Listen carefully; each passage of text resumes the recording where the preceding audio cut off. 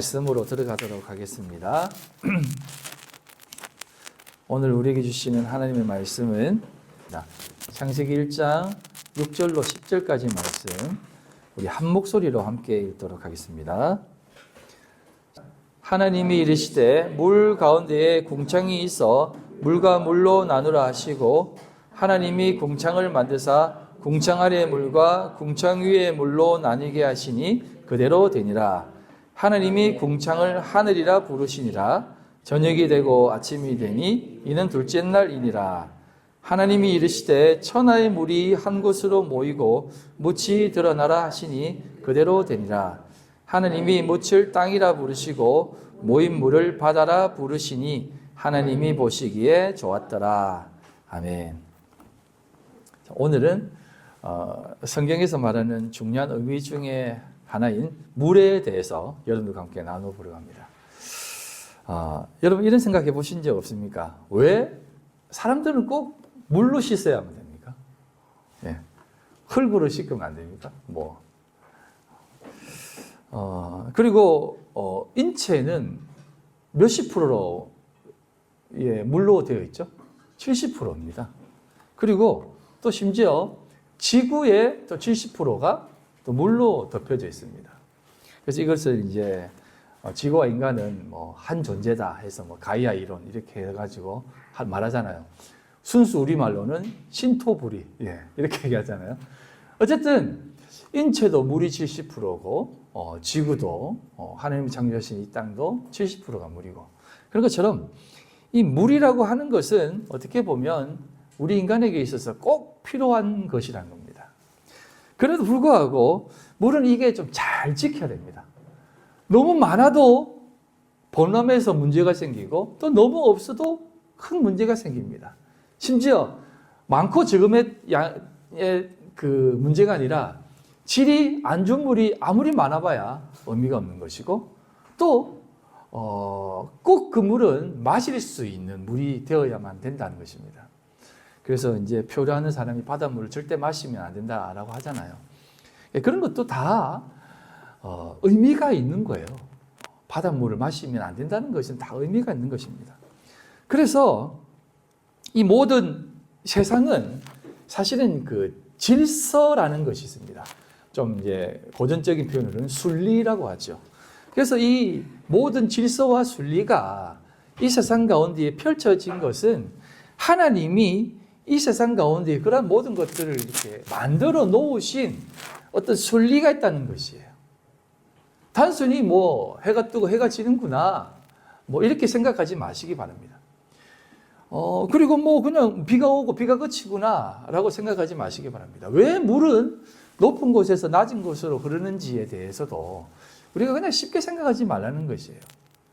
그것은 순리라는 것입니다. 누가 만든 순리? 하나님이 만든 순리라는 것이에요. 그렇기 때문에 이 순리는 하나님이 질서대로 우리들에게 주신 것입니다. 이것을 가리켜서 성경에서는 차서대로라고 표현하죠. 차서대로. 그래서 성막에 들어갈 때도 차서대로 쭉쭉쭉쭉 들어가는 것이고 모든 것은 순서가 있다는 것입니다. 그런데 그게 우리 인간에게 다 담겨져 있는 것이에요. 인간에게. 그래서 인간만이 태어나자마자 바로 일어날 수 없는 거예요. 동물들은요, 태어나자마자 지 스스로 젖을 찾으러 갑니다. 하지만 인간은 태어나서 절대 스스로 젖을 못 삽니다. 태어나면 그냥 죽어요. 그냥 내버려 두면. 꼭 부모가 이렇게 안아줘야 됩니다.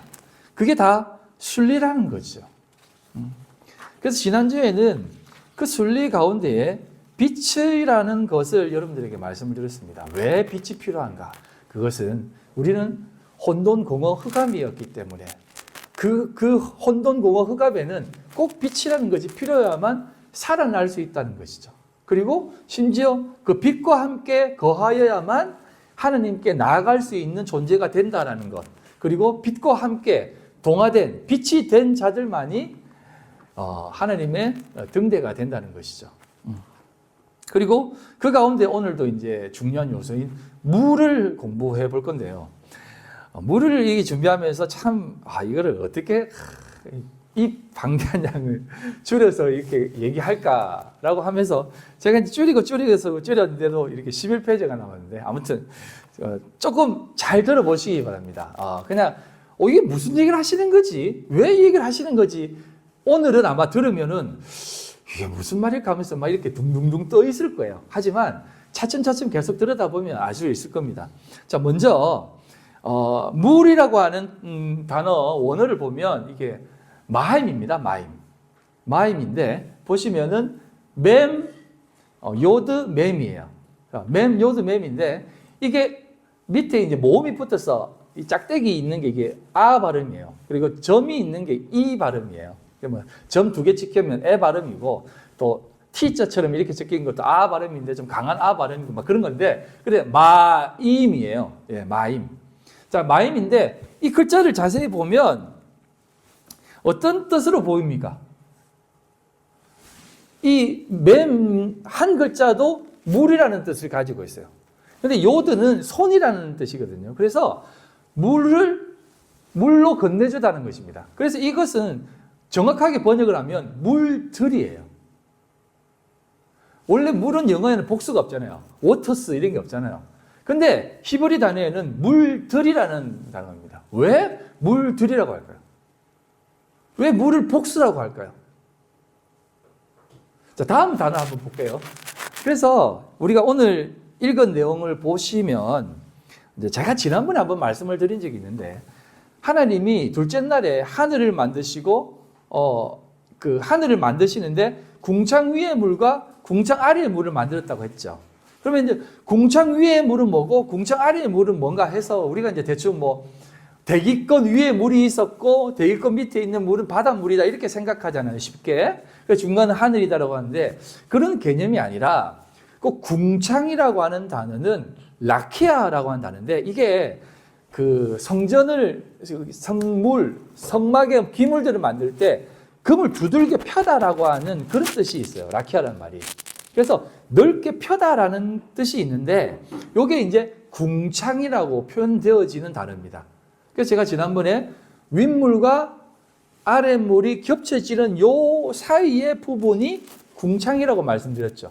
그리고 이 라키아를 성경은 뭐라고 얘기하면 이 라키아가 바로 하늘이다라고 했지 않습니까? 이 부분 제가 다음에 다시 한번 설명드릴게요. 여기까지 설명드리면 안 되니까. 그래서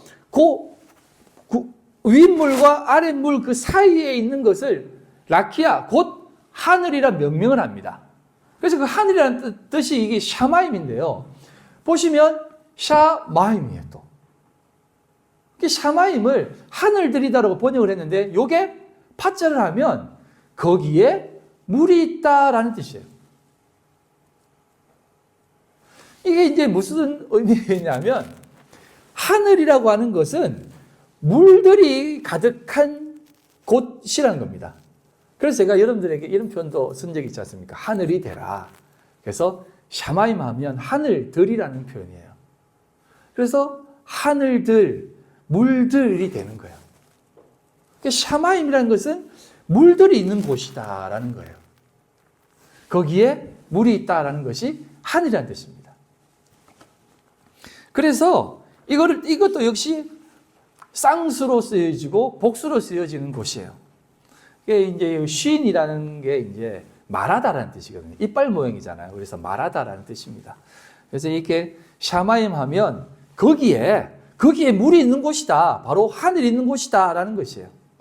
그런 뜻으로 얘기하는 것입니다.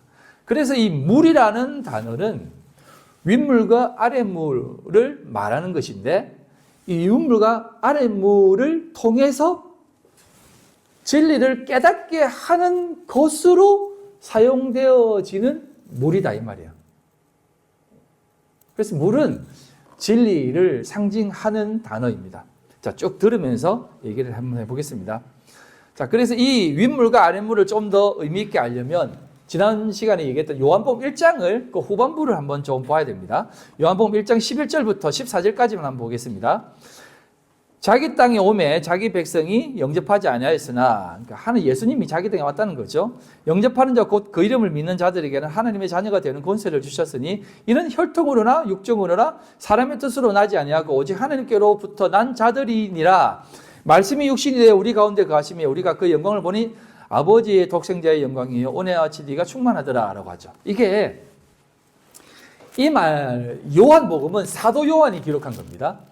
그래서 사도 요한이 세례 요한에 대해서 가장 이렇게 세심하게 기록을 했어요. 아주 그렇게 집요하게 세례 요한에 대해서 많이 기록했는데, 이걸 기록하면서 이는 혈통으로나 육정으로나 사람의 뜻으로 나지 않는 것이다 라고 하는 말을 굳이 붙이는 이유가 뭐냐면, 이게 예수님이 오시는 것은 단순히 혈통으로나 육적으로나 이런 부분은 오는 것이 아니다라는 거예요. 예수님이 오는 것은 진리로 온다라는 개념으로 사도 요한이 얘기하는 것인데, 요게 이제 참된 물로서 오는 개념으로 얘기하는 겁니다. 그래서 이제 이 부분을 얘기하면서 사도 요한이 세례 요한에 대해서 뭐라고 얘기하냐면, 요한복음 1장 15절로 17절입니다. 그 바로 다음 구절. 요한이 그에 대하여 증언하여 외쳐 이르되 내가 전에 말하기를 내 뒤에 오시는 이가 나보다 앞선 것은 나보다 먼저 계심이라 한 것이 이 사람을 가리킴이라 하니라. 우리가 다 그의 충만한 데서 받으니 은혜 위에 은혜라. 율법은 모세로 말미암아 주어진 것이고 은혜와 진리는 예수 그리스도로 말미암은 것이다 라고 하잖아요. 그러니까 사도 요한이 말하고 싶은 게 뭐냐면, 세례 요한은 그러니까 혈통과 육정과 사람의 뜻으로 온 사람이다라는 것을 말해주고 싶은 거예요. 여러분, 이 당시 쿰란 공동체라든지 광야 공동체에 누가 있었냐면 세례 요한의 수많은 제자들이 있었어요. 세례 요한의 제자들이 굉장히 많았다니까요. 메시아를 기다리면서. 심지어 세례 요한도 제가 말씀드렸잖아요. 그가 기다리는 하나님의 나라는 예수님이 말씀하신 하나님의 나라와 다르다라고 말씀을 드렸습니다. 이 부분을 조금 더 보려면 이제 그 뒷부분을 조금 얘기해야 되는데요. 자, 요한복음 1장 26절로 27절입니다. 이렇게 얘기합니다. 요한이 대답하되 나는 물로 세례를 베풀거니와 라고 하죠. 이게 사도 요한이 기록한 겁니다. 세례 요한에 대해서 이렇게 분명하게 말하고 있는 거예요. 너희 가운데 너희가 알지 못한 한 사람이 섰으니 곧 내 뒤에 오시니라. 나는 그의 신발끈을 풀기도 감당하지 못하겠노라 하더라라고 합니다. 그러니까 사도 요한도 세례 요한에 대해서 분명하게 얘기해 주는 거예요. 세례 요한은 메시아도 아니고, 그 세례 요한이 어떤 혈통인지 아시죠? 제사장 혈통입니다. 예. 사가랴의 아들이잖아요. 그는 기적적으로 태어난 사람이에요. 예. 그래서 사도 요한은 굉장히 어릴 때부터 이렇게 저 사람 진짜 참 선지자다라고 이렇게 했다니까요. 그러니까 젊었을 때부터 추종자들이 굉장히 많았습니다. 그래서 이 제자들이 세례 요한은 메시아가 아니다. 그도 역시 메시아를 증거하고 메시아를 전하는 그냥 하나의 한 사람이다라고 계속해서 얘기하는 거예요. 그래서 마태복음 3장 13절로 17절에도 이런 얘기가 있는 것입니다. 세례 요한 역시도 그가 이렇게 얘기합니다. 내가 당신에게 세례를 받아야 할 터인데 당신이 내게로 오시나이까? 예수께서 대답하여 이르시되 이제 허락하라. 우리가 이와 같이 하여 모든 의를 이루는 것이 합당하다라고 하면서 요한이 허락을 한다라고 합니다. 심지어 세례 요한의 제자들은 그래, 누구들이 말한 메시아라는 사람은 우리 세례 요한 선생님께서 직접 세례한 사람 아니냐? 그에게 세례받은 사람이 무슨 메시아냐? 라고까지라는 그런 말들이 나왔기 때문에 이 얘기를 하는 것입니다. 이건 우리가 다 아시잖아요. 이게 바로 예수님이 그 물로서 오셔서 물이 무엇인지를 가르쳐 주기 위해서 이렇게 하셨다는 거예요. 우리가 쉽게 말해서 세례하면 무엇을 상징합니까? 세례하면 무엇을 상징해요? 이 정도는 아셔야 되는데. 세례는 잠기는 겁니다. 죽음을 상징해요. 그래서 예수님이 세례 요한에게 세례를 받는 것은 나는 육신으로 너희들이 생각하는 그 혈통으로 온 나는 죽는 것이다라는 것을 보여주는 거예요. 그래서 세례를 받음으로 나는 죽고 거듭나는 거예요. 그래서 예수님이 잠기고 물에서 올라온다는 것입니다. 물에서 내려갔다가 죽고 물에서 올라온다는 겁니다. 윗물이 된다는 거예요. 윗물이 딱 되었을 때, 하늘이 되었을 때 하나님의 성령이 비둘기같이 내려 자기 위에 임하심을 보시더니 하늘로부터 소리가 있어요. 말씀하시되 이는 내 사랑하는 아들이요 내 기뻐하는 자라 한다는 것입니다. 그래서 이 자리가 어떤 학자들은 가장 영광스러운 자리가 어디냐?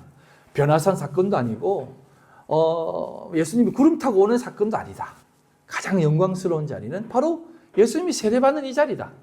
그래서 이 예수님이 세례받는 이 자리가 삼위의 하나님이 동시에 거하는 자리다라고 얘기합니다.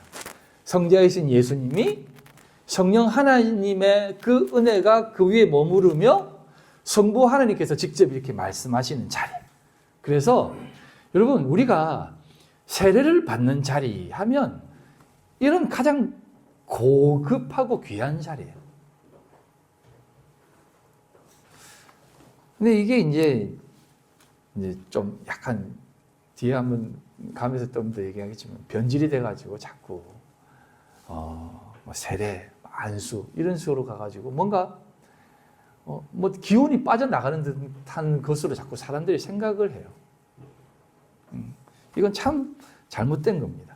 성령의 충만함의 자리는 내가 죽는 자리입니다. 아랫물로 죽는 자리.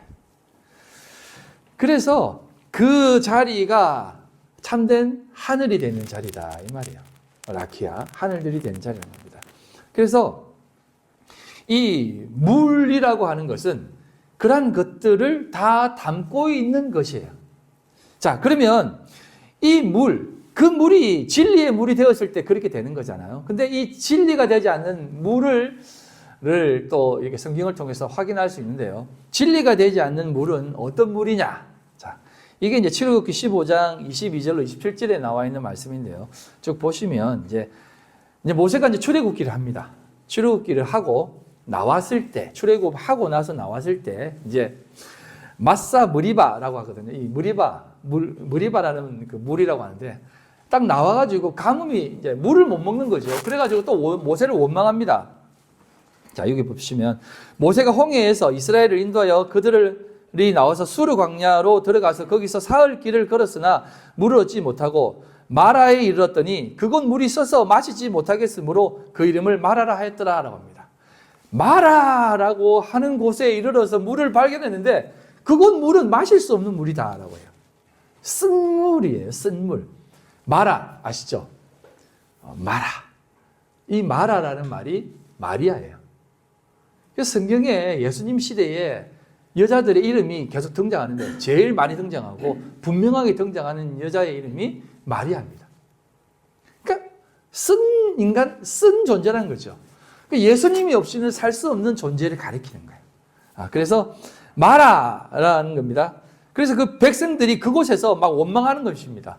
우리가 무엇을 마실까라는 거예요. 그러니까 율법은 늘 이런 겁니다. 율법을 늘 이런 거예요. 늘 아무리 지키고 지켜도 늘 목마른 거예요. 여러분, 작심삼일이라는 말이 왜 나왔겠어요? 딱 3일 물 못 마시면 이런 얘기가 딱 나온다니까요. 마찬가지입니다. 아무리 좋은 일도 3일 하면 불만이 생겨요. 예. 자, 모세가 여호와께 부르짖었더니 여호와께서 그에게 한 나무를 가리키시니 그가 물에 던지니 물이 달게 되었더라. 거기서 여호와께서 그들을 위하여 법도와 율례를 정하시고 그들을 시험하실세라고 하죠. 한 나무를 가리켰는데 그 나무를 던집니다. 그 나무가 뭡니까? 우리가 잘 아는 언약의 기둥, 스타우로스입니다. 그래서 십자가는요, 십자가가 아니라 기둥이에요, 기둥. 예. 그 스타우로스라는 십자가로 번역된 단어는 기둥입니다. 언약의 기둥.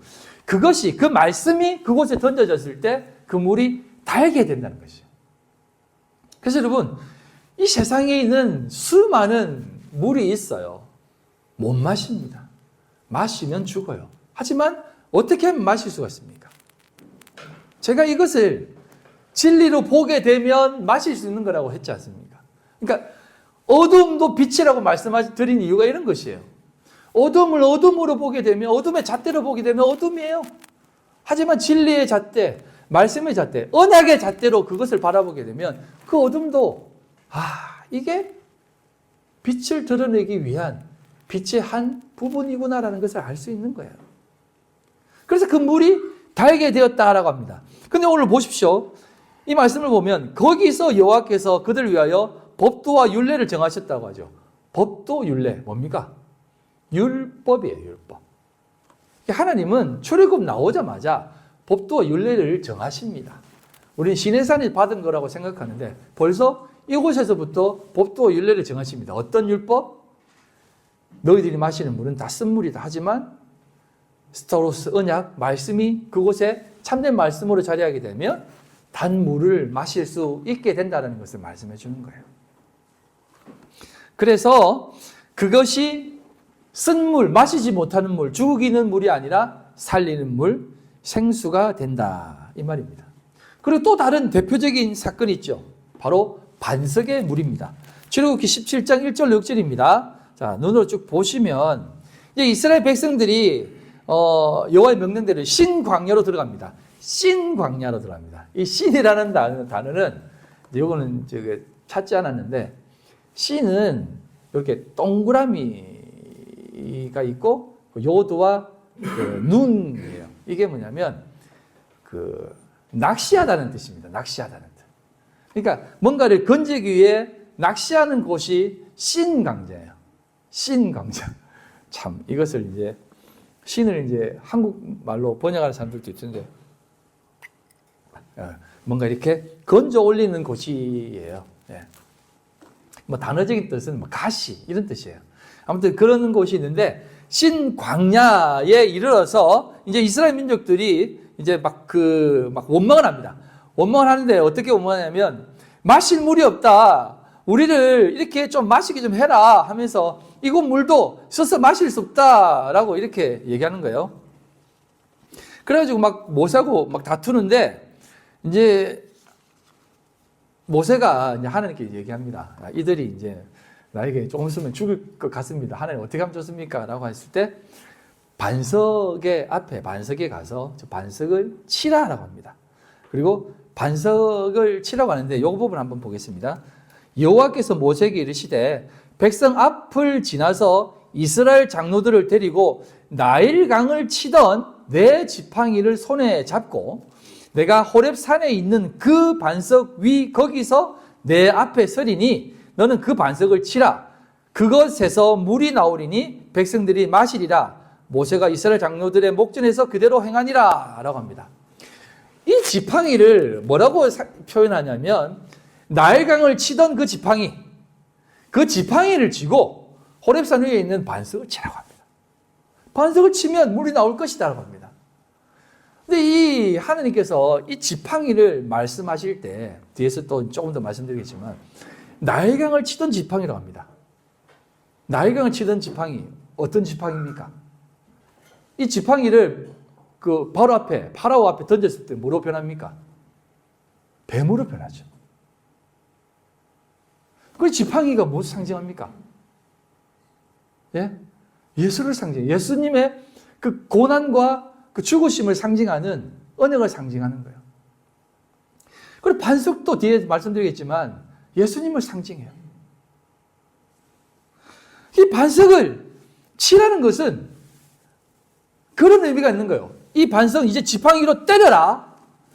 이 지팡이, 애굽에서 나온 이 지팡이, 뱀으로 들고 온 이 지팡이, 반석 때리고 이 지팡이 버려라는 뜻이에요. 이 지팡이 이제 더 이상 너에게 필요 없는 거다라는 거예요. 네가 지금 육으로 봤던, 제가 이 말씀 드렸잖아요. 애굽에는 어떤 땅이라고? 애굽은 어떤 땅? 표적의 땅입니다. 10가지 징조가 있었던 곳이에요. 근데 그 징조가 딱 나오면 그 광야에 있을 때는 징조가 사라지고 말씀만 있는 거예요. 10가지 말씀만 있는 거예요. 그런데 모세는 그 지팡이로 애굽에서 10가지 이적을 일으켰었어요. 그 일으켰던 지팡이를 끝까지 들고 나와서 들고 있는 거예요. 여러분, 신유의 은사, 소위 말하는 신유의 은사 맛본 사람, 신유의 은사 못 버립니다. 기도해가지고 한두 명 병 났잖아요. 그러면 자기는 이제 병 낫는 것만을 사역한다고 하면서 그거 못 내려놓습니다. 지금 모세가 그런 모습이에요. 그 지팡이 끝까지 붙잡고 이것으로 뭔가를 행하려고 하는 겁니다. 나 이것으로 계속 역사할 거라는 거예요. 무슨 말인지 알겠습니까? 반석 칠 때 그 지팡이는 버려져야 되고 죽어져야 되는 겁니다. 그래서 민수기 20장에 이 사건이 또 나옵니다. 어떤 사건이냐면 여호와께서 모세에게 말씀해 이르시되 지팡이를 가지고 내 형 아론과 함께 회중을 모으고 그들의 목전에서 너희는 반석에게 명령하여 물을 내라 하라. 내가 그 반석이 물을 내게 하여 회중과 그들의 짐승에게 마시게 할지니라. 모세가 그 명령대로 여 앞에 지팡이를 잡으니 라고 합니다. 이게 무슨 말이냐면 이게요, 반석을 이제 들고 나와서 그 반석 앞에 서서 때리지 말고 그 반석 내려놓으라는 뜻이에요. 너 이제 그 반석 지금까지 붙잡고 온 그 반석 그 지팡이 내려놓으라는 겁니다. 그래야 참물이 나온다는 거예요. 이제 참된 말씀으로. 여러분, 광야가 무슨 뜻이냐면 미드바르거든요. 미드가 맴 다바르라는 뜻이에요. 맴이 이제 복수인데, 그러니까 다바르가 말씀하다라는 뜻입니다. 이 광야는 말씀을 전하는 곳입니다. 이제는 광야는 이적으로 사는 것이 아니라 말씀으로 사는 것이에요. 말씀인 그 물로 사는 것이에요. 그래서 계속 물을 찾게 하는 거예요. 추구하게 하는 거예요. 근데 그걸 이적으로 자꾸 하게 되면 어떻게 됩니까? 이게 오늘날도 여전히 그 육신의 예수를 끝까지 추구하고 사순절날 예수님 고난 받는 거 추앙하고 갑자기 생각 안 나요. 예수 십자가 돌아가시는 날 뭐랍니까? 예. 뭐 성금요일이라고 합시다. 하여튼 그 금요일 돌아가시고 또다시 부활하고 또 내년에 또 초학하고 또다시 부활하고 계속 그런 거를 추앙하는 거예요. 지팡이 못 놓는 겁니다. 그래서 이 하나님께서 그렇게 얘기하는데 지금 어떻게 합니까? 모세가 이렇게 합니다. 모세와 아론이 회중을 그 반석 앞에 모으고 이제 딱 지팡이 들고 있는 거죠. 모세가 그들에게 반역한 너희여 들으라. 우리가 너희를 위하여 이 반석에서 물을 내라 하면서 우리가 하라고 합니다. 이게 그 이적을 자기가 또다시 한번 베푸는 겁니다. 그러면서 이거 하나님의 일을 하는 거예요. 너희들 진짜 좀 똑바로 봐라. 내가 이 이적 베풀 때니까 하나님이 어떻게 일하시는지 좀 봐라 하면서 또다시 그렇게 이적을 베풀고 싶어 하는 겁니다. 왜? 하나님 때문에. 그 자신은. 근데 이게 오해되어진, 잘못되어진 신앙이다 이 말이에요.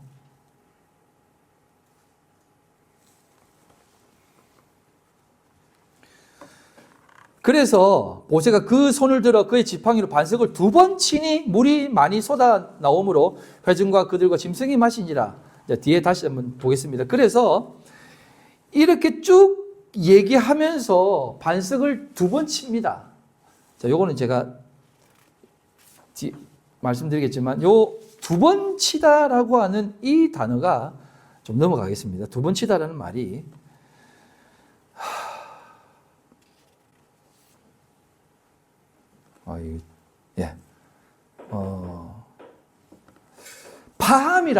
파함이라는 단어인데 이게 그냥 단순히 그 모세가 그냥 열받아가지고 야 하면서 2번 때린 게 아니라 이 파함이라는 단어는 굉장히 고민하다, 번민하다는 뜻이에요.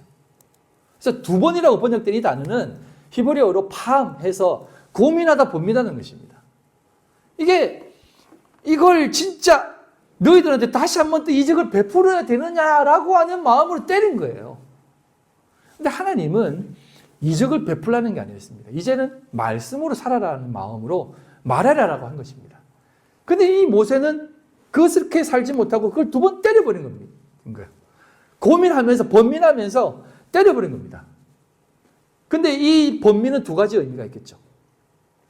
지팡이를 놓아라라는 하나님의 그 뜻을 저버리고 못 놓치고 때리는 거예요. 그래서 여러분, 저하고 같이 공부했던 목사님 중에 한 분은 이제 제가 공부하는 합시는 굉장히 건조해요. 그러니까 말씀을 그냥 굉장히 건조하게 공부합니다. 근데 사실 이제 조금 이제 영적인 것을 추구하는 교회라든지 순복음 쪽 교회에서 신앙생활했던 목사님들이 공부를 하면 너무 은혜가 안 된다. 왜 이렇게 너무 딱딱하게 신약을 공부하냐. 좀 더 영적이고 기쁘고 막 충만하고 이런 게 왜 없느냐 막 이렇게 얘기를 해요. 그래서 그분은 결국 졸업하고 미국으로 갔어요. 왜 미국으로 가냐니까 여기에는 하나님의 음성이 들리지 않습니다. 하나님의 음성을 듣고 싶어서 미국으로 갔어요. 근데 나중에 돌아왔어요. 그래서 내가 듣고 왔어요. 그러니까 아니요. 그래서 여러분 지금도요 많은 목사님들이 저는 목사님을 폄하하는 것이 아니라 이거는요 누구나 다 그렇습니다. 모세보다 나은 사람이 어디 있어요? 우리가 모세보다 낫습니까? 안 그렇거든요. 그 기적과 이적을 맛보잖아요. 그 충만함을 맛보, 뜨거움을 맛보잖아요. 그럼 그 뜨거움 못 내려놓아요. 계속 뜨겁기를 원해요. 계속 뜨거워야만 신앙생활 하고 싶어요. 그렇게 해야만 뭔가 이렇게 확 뜨겁거든요. 그게 고민하는 겁니다. 못 놓는 거예요. 솔직히 목사들은 다 압니다. 그거 이단적인 요소라는 거. 근데 얘기합니다. 그래서 사람들을 불러 모으고 그 사람들의 어떤 니드를 채워주려면 앞에서 그렇게 또 선동해야 된다고. 이게 굉장히 번민되는 거예요. 고민되는 거예요.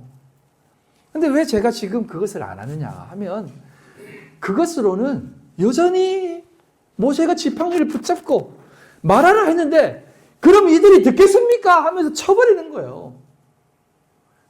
그럼 이들이 듣겠습니까? 안 듣는다니까요 하면서 때려버린 거예요.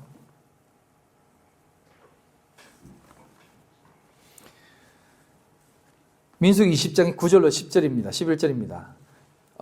그 다음 구절을 보겠습니다. 한 번 더 쳐주시죠. 모세가 그 명령대로 요 앞에 지팡이를 잡으니 지팡이를 다 잡는 거예요. 못 놓는 거죠. 모세와 아론이 회중을 그 반석 앞에 모으고 모세가 그들에게 이르되 반역한 너희여 들으라. 우리가 너희를 위하여 이 반석에서 물을 내랴 하고 모세가 그의 손을 들어 그 지팡이로 반석을 2번 치니 물이 많이 솟아나므로 회중과 그들의 짐승이 마시니라 라고 합니다. 그들의 짐승이 마시니라. 그렇게 마시는 거예요. 그거 먹고 또다시 광야 도는 거예요. 근데 이 민수기는요, 민수기 20장에 나와 있는 이 사건은 가나안을 목전에 앞두고 있는 상황입니다. 그래서 하나님께서 뭐라고 얘기합니까? 민수기 20장 12절 여호와께서 모세와 아론에게 이르되 너희가 나를 믿지 아니하고 이스라엘 자손의 목전에서 내 거룩함을 나타내지 아니한 고로 너희는 이 회중을 내가 그들에게 준 땅으로 인도하여 드리지 못하리라 하시니라는 겁니다. 이스라엘 자손의 목전에서 내 거룩함을 나타내지 아니하였다고 합니다. 그래서 모세와 아론은 그 가나안 땅에 못 들어간 겁니다. 그래서 이것은 결국은 그 율법으로는 못 들어간다는 것을 말해주는 것과 동시에 참된 하나님의 말씀을 깨닫지 못하는 우리들의 그 연약한 모습을 상징하면서 보여주는 것입니다. 그래서 제가 모세는 죽고 모세로 죽고 여호수아로 들어간다라고 말씀드린 겁니다. 그래서 여기서 다시 한번 확인하지만 출애굽기 17장에 나와 있는 이 반석은 어떤 반석이냐면 모세가 여호와께 쳐라라고 했던 하나님이 여호와께 쳐라라고 했던 그 반석은 추르라는 단어입니다. 그리고 민수기 20장에 나와 있는 이 반석은 쉘라라고 하는 단어입니다. 추르는 뭐냐면 이게 이제 구속하다, 속박하다, 어떤 딱 그 갇혀 있다라는 뜻이에요. 근데 이 단어가 어떻게 파생되어지냐면, 자, 엔터 한번 쳐주십시오.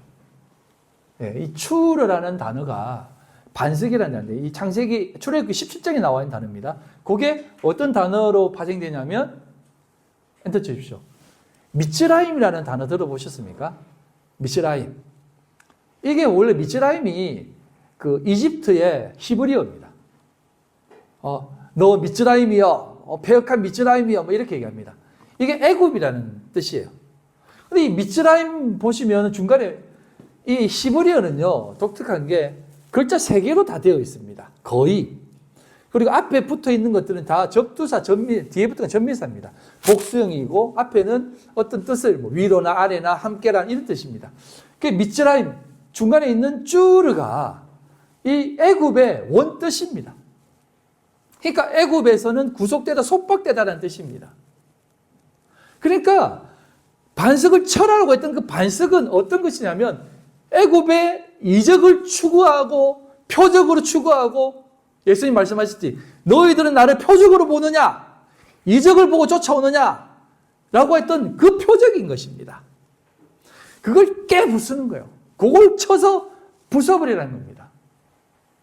그런데 두 번째 반석은 쉘라라고 해서 그것은 말 그대로 진짜 높은 바위입니다. 그것은 때리는 것이 아니라 명언하는 것입니다. 그래서 그 참된 반석에서 물이 나오는 겁니다. 그런데 이 모세와 아론이 그것을 나타내지 못하고 뜻을 이루어내지 못하고 하나님의 거룩함을 드러내지 못하고 자신의 뜻을 드러내 버린다라는 겁니다. 그게 오늘날 우리들의 모습 아니겠습니까?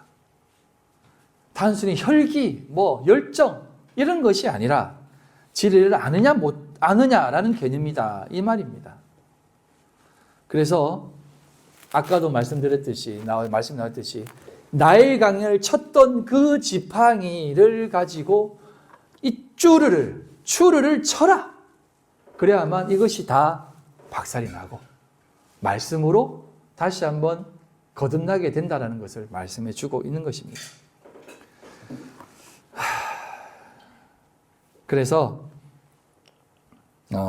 이 말씀으로 인해 하나님께서 우리를 살린다는 겁니다. 그래서 여러분 물 하면 윗물과 아랫물이 항상 공존되어져 있어요. 그럼 우리는 그 공존되어진 그 물 속에서 항상 라키아로 하늘로 살아가고 있습니다. 자, 그러면 이 세상의 물, 수많은 물들 중에 참된 물이 뭐겠습니까? 바로 그 나무가 던져진 진리의 그 말씀이 있는 그곳이 참된 물이다 이 말이에요. 그래서 지금도 여전히 모세가 반석 때리고 있는 그 물로 마시는 사람들이 있다 이 말입니다. 물론 그 반석 예수 그리스도를 상징합니다. 고린도서 10장에 나와 있는 그 말씀이에요. 그러나 그 예수를 여전히 그 육의 물로 마시게 되면 끊임없이 목마르게 된다는 것이에요. 끊임없이 목마르다는 것이에요. 그래서 세례 요한이 나는 물로 세례를 준다라고 하는 거예요. 그 물이 그 물이에요. 예수님은 그 물로 주는 것이 아니라 참된 생명의 양식 그걸 준다는 것입니다. 그게 피로 준다는 거예요.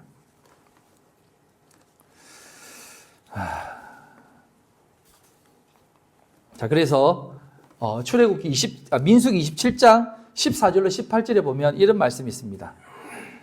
쭉 나와 있는데 18절 말씀만 보겠습니다.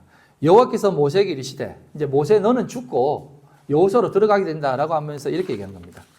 모세에게 이르시되 눈의 아들 여호수아는 그 안에 영이 머무는 자니 너는 데려다가 그에게 안수해라라고 합니다. 이게 뭐라고 번역되었냐? 원래 이거 개역 개정에는 새롭게 번역된 겁니다. 원래 개역 한글판에는 뭐라고 되냐면 하나님의 신이 그에게 있다라고 얘기해서 이단의 소지를 많이 일으켰습니다. 그래 나도 하나님의 신이 나에게 머물면 나도 여호수아지 막 이렇게 얘기하는 사람들이 하도 많았기 때문에 이렇게 번역한 겁니다. 여호수아는 그 안에 영이 머무는 자다라고 하죠. 근데 이게 히브리어로 원어적으로 보면 이시 아세르 루하입니다. 이시가 뭐냐면 우리 이시 이샤 들어봤죠? 남자 사람이라는 뜻이에요. 이시는 남자는 아세르다. 아세르가 뭐냐면 앞과 뒤를 연결해주는 앞은 뒤다. 뒤는 앞이다라는 똑같은 개념이에요. 동격을 얘기하는 겁니다. 그래서 루하으다라는 것입니다. 그 사람은 그 남자는 루하으다. 영이다라는 뜻이에요. 그러니까 여호수아는 영이다라는 뜻이에요. 성령이다라는 거예요. 그러니까 모세에게 이르기를 너는 죽는다. 하지만 여호수아는 성령의 사람이다. 영이다. 하나님과 함께하는 참된 진짜 물이다. 그가 들어가는 것이다 라고 얘기하는 거예요. 그래서 우리를 가리켜서 성령의 사람, 그리스도인, 기름 부음 받은 자, 참된 물들이다 라고 얘기하는 거예요. 이걸 담고 있는 겁니다. 그래서 예수님이 돌아가실 때의 모습을 요한복음, 사도 요한 이렇게 기록합니다. 요한복음 19장 34절로 35절. 그중 한 군인이 창으로 옆구리를 찌르니 곧 피와 물이 나오더라 라고 하죠. 그러면서 이를 본 자가 증언하였으니 그 증언이 참이라. 뭐 이렇게 하면서 그가 진짜 참이다 라고 얘기하죠. 옆구리 찔렀는데 처음에 뭐가 나옵니까? 물과 그 다음에 피가 나왔다고 하죠. 그 물, 윗물과 아랫물로 나왔다는 것입니다.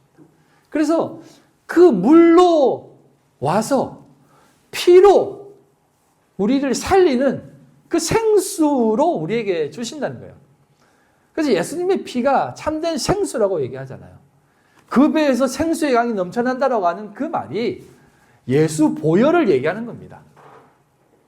그래서 성경에서 말하는 참된 물은 예수 그리스도를 상징하며 그의 보혈을 상징하며 그 모든 것을 담고 있는 것입니다.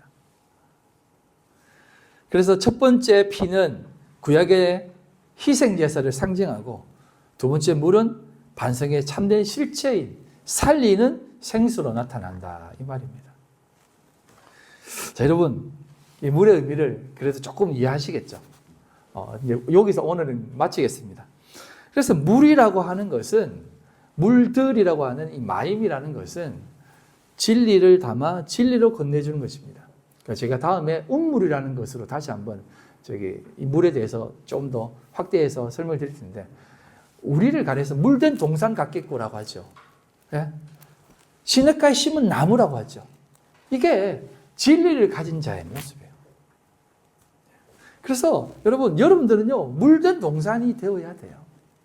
여러분들은 진리로 빛, 물 똑같은 개념입니다. 빛으로 살고 참된 물로서 살리는 물을 주는 사람으로 살아가야 된다 이 말입니다. 그래서 여러분이 진리가 되셔야 돼요. 아멘? 제가 어떻게 진리가 되지? 이렇게 생각할 수 있겠지만 이건 제가 말씀드렸지만 언약입니다. 언약. 성경은 약속이에요. 여러분들이 그 진리를 깨닫게 되면 그것은 여러분들에게 반드시 이행되어지고 실행되어지고 확인되어집니다. 물이 왜 물이라고 하냐면 물이 이 땅을 흘러 넘치면서 살려버리잖아요. 이 세상을. 여러분들이 세상을 살려야 되는 거예요. 우리가 어떻게 해요? 우리가 어떻게 살려요? 이렇게 생각할 수 있겠지만 여러분 살릴 수 있습니다. 여러분 살리시기 바랍니다. 살리는 여러분들 되시기를 주님의 이름으로 소망합니다. 기도하겠습니다. 하나님, 성경은 우리를 가리켜서 빛이다, 하늘들이다, 물들이다라고 말씀하십니다. 하나님, 진리를 가진 자로서 이 땅에 참된 생수로 사람을 살리는 물로 살아가게 하여 주시옵소서. 또한 그 물은 마르지 않는 샘임을 믿습니다. 물된 동산 같은 우리들의 삶이 되게 하여 주시옵소서. 감사드리며 예수님 이름으로 기도합니다. 아멘.